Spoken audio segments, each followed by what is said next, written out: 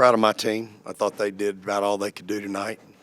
We had too many turnovers, 14 at half, but I was proud of our adjustment. I was proud of their adjustment at half, and we only had 6 in the second half. We shot the ball 33 times to their 19 in the second half, and they didn't have an offensive board in the second half. So there's a lot of pluses for my team to grow and learn from. We probably were a little shaky early. I don't know if we were nervous or, first 2 possessions we threw it right to them. It's not like Baylor's out there in the passing lane trying to be aggressive. So we kind of dug ourselves a little hole there. They had 21 points at halftime off our 14 turnovers, and every one of them's a landslide. I mean, you can't stop them. You can't guard those turnovers. And so, Baylor's really good. Nikki's doing a great job with them. I thought they were really, really special tonight. Obviously, Smith is an All-American and played like one tonight. And, their team does what top 10 teams do. They make the free throws. They shoot the ball well. They defend well enough to win, and I thought they were really good tonight. And there's just certain things that we just did not do well in the first half that we know better. But sometimes when you got a young team, an inexperienced team, and maybe some immaturity, these things happen. So I think we got outscored 4 in the second half, and we got some really good shots, y'all. We just can't make a shot. And so that, I thought we had a little. I think we got it cut to 5, did we, in the second half, and maybe 3. Yeah, and just again, we just obviously we couldn't get enough stops, and then we'd come down and it seems like we'd give them something easy. We'd give them a backdoor layup.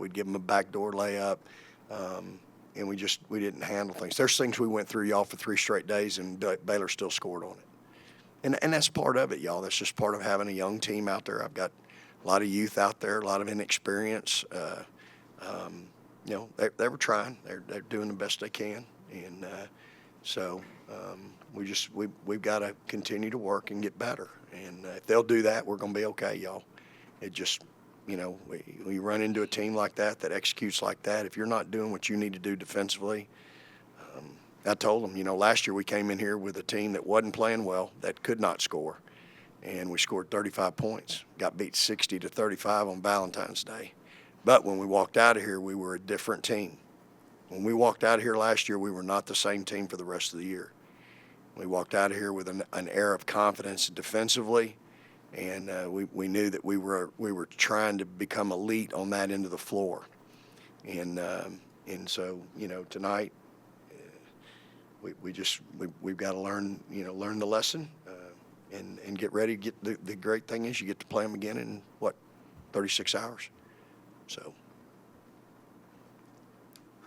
Coach, you guys were able to get their whole front court in foul trouble, and yet didn't seem to finish a lot in the paint. Was there a reason for that? We just struggle finishing in the paint. I mean, all our bigs have done it all year. If you look at our statistics, we have lots of post players shooting 30-something and one shooting 41. That's the high, So, I mean, it's not something that just raised its ugly head tonight in Waco. It's an issue for us and has been all year. And, Ebo didn't even have a shot at halftime. And so we really got to do a better job, obviously down there, and just have to learn to finish. So, we're a little bit. Ebo's a veteran down there, but everybody else is pretty young down there for us, pretty inexperienced, from Gaston to Latasha to Amo. That's a pretty inexperienced group. So you're going out down there against Egbo. I don't know what y'all list her at, but she is 6'4", if not bigger. She's a lot taller than 6'3", and she's long. And so it's hard sometimes. So it's not something though that just happened tonight for us. We're 20 games in, y'all, and that's our stats. Stats don't lie. Rory, Coach mentioned the turnovers in the first 2 possessions. Does that kind of set a tone that's a little bit difficult to overcome? No, you can overcome anything in the game of basketball, especially if you put your mind to it. Yes, it was like a bad start. I did have a turnover, and then fouled on an and one layup. But I mean, yes, it can set the tone, but we shouldn't let it set the tone. To answer your question. Leah, did you feel like you got into good offensive rhythm, and how frustrating was that not to be able to play some more minutes because of foul trouble? It's really frustrating, especially when I feel like I get going on defense. It's kind of hard because every time I do, it's just every time I touch someone, it's like an automatic foul. I think the rhythm just came, like they just found me, honestly. And then he was saying attack, so all week I really hadn't been feeling like I've been shooting the ball well. So I told myself all week, like, just work on finishes in the paint, trying to get layups or trying to get in there floaters and do something different. But, yeah, the fouling it's hard. It's hard not being Tonight able ain't the first night. to be on you the know. floor. You Yeah. know. I got to coach her better and get her to stop fouling. I mean, she's had some foul trouble this year, and, you know, I've got to do better with her because she can't help us win if she's over there, and, you know, on the bench in foul trouble. So she's an explosive, dynamic player, and I need her to be on the floor, but I've obviously got to do a better job coaching her on that end.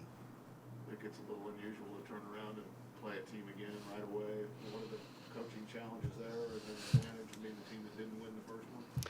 You know, again, I'd like to get out of here so I can get home tonight. I'm hoping we can get home.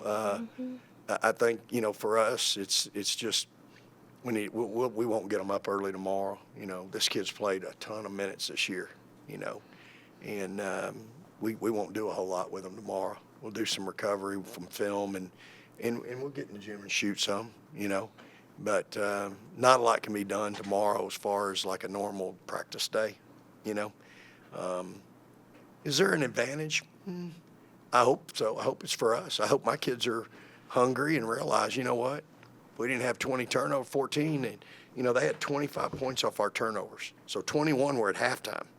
So they only had 4 points off our turnovers in the second half. You know, so maybe that'll resonate with my group. And if they'll learn from that and realize, let's take care of the ball. We got 33 shots the second half. Let's get 33 each half and see where that takes us. But it's obviously a unique deal for sure, especially playing the same team. I mean, the Pac-12 does it all the time, Friday, Sunday, but they don't play the same team. So, you know, it is, you know, it's just kind of where we are right now in this whole deal, you know, and it works out that way. So we'll be ready. And, you know, I know our kids are going to be excited about the challenge. I mean, I got competitors, you know. We might not play well, but it ain't because we ain't trying, you know, so. Coach, how much do you feel like the game plan needs to change before Sunday, or is it just an execution issue? I think it's an execution No issue more than turnovers anything. will be Turnovers, fine. yeah. Turnovers Yeah. will be Just fine. turnovers. It'll be fine. So, I mean, you hear what they're saying? You know, Yes. sometimes it's kind of like camp, y'all. If you're a basketball coach, you know, you coach kids, and you tell them the same things over and over again, and you go, man, they just won't listen. And then you have a camp, and each of these kids will get a team. And then when their teams are playing in camp, you'll walk by and listen to them coaching those teams. And it's like they're coaching for the national championship in a camp setting. I mean, they're living and dying like I do with every play. And then the things that come out of their mouth, you're like, oh, they were listening. And so to hear them say that right now at the turnovers, I mean, they know. I mean, they really do. We fill out a sheet after every game, y'all. Pros and cons individually, pros and cons as a team. And before I ever go in there and write the pluses and minuses on the board, and you'd be amazed at what they write down. They're very, very honest. They're brutally honest with each other, with themselves. And, you know, as much as I say, hey, we're young, we're inexperienced, and we're immature, that is a sign of maturity when they go in there and are honest with themselves. So, you know, it's part of the growing process. Again, I'm proud of my kids. You know, I thought we played really hard, y'all. That's a veteran team. They got 4 seniors out there, been to a bunch of wars. So we don't have that. Rory, what would you put down on your list